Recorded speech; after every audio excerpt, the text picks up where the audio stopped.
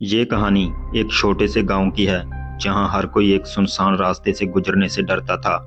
ये रास्ता गांव के बाहर एक घने जंगल से होकर गुजरता था और लोग कहते थे कि वहां रात के समय में अजीब घटनाएं होती हैं। लेकिन जब कोई पूछता कि क्या सच में वहां पर कुछ हुआ है तो हर कोई चुप हो जाता। उस गांव का एक लड़का रवि जो शहर में नौकरी करता था, अपनी माँ से मिलने गांव आया।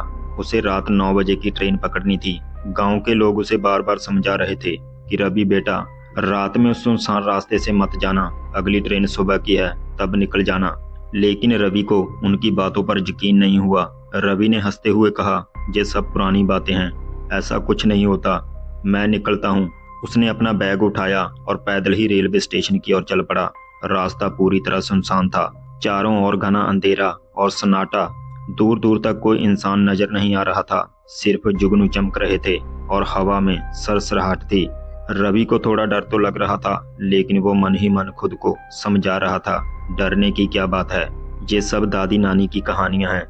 कुछ देर चलने के बाद उसे लगा जैसे किसी ने उसका नाम पुकारा हो। रवि। आवाज धीमी थी लेकिन साफ सुनाई दी।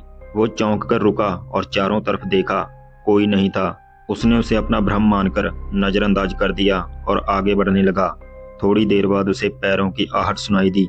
ऐसा लगा जैसे कोई उसके पीछे चल रहा हो। वो रुका लेकिन आवाज बंद हो गई।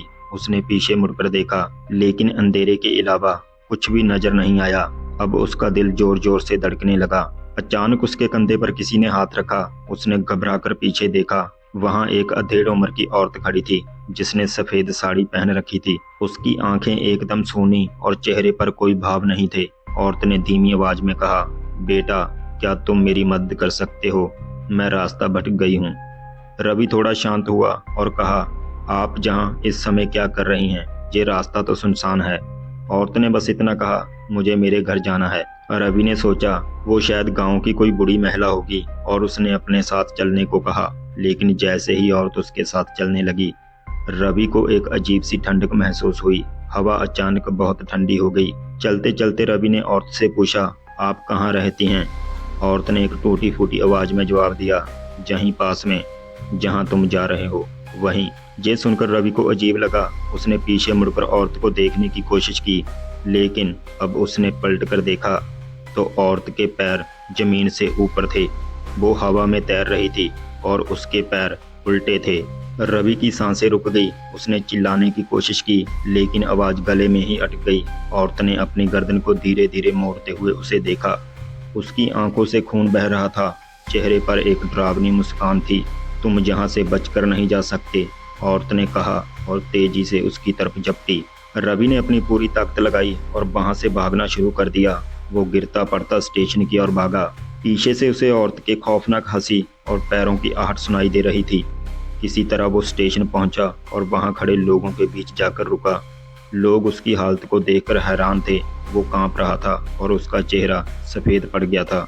स्टेशन मास्टर ने पूछा, क्या हुआ? रवि ने हाँफते हुए कहा, वो रास्ता, वो औरत, वो मर चुकी थी।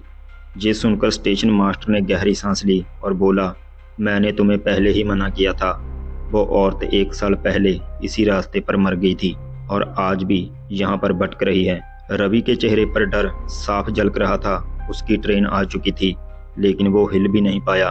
उससे एहसास हो गया था कि कभी कभी पुरानी कहानियां सच होती हैं। ये कहानी सुनकर शायद आप भी ऐसे रास्तों पर अकेले जाने से पहले 100 बार सोचेंगे, लेकिन क्या होगा अगर अगली बार वो औरत आपके ही रास्ते में मिल जाए। तो दोस्तों, ये थी खौफनाक रास्ते की कहानी। हमारा चैनल आपका अपना है, जहां हम आपके लिए सबसे अनोखी और डरावनी कहानियां लेकर आते हैं। तो हमारे पराई दुनिया परिवार का हिस्सा बने और चैनल को अभी सब्सक्राइब करें और कमेंट में बताएं आपकी पसंदीदा डरावनी कहानी कौन सी है, ताकि हम आपकी पसंद की और कहानियां ला सकें।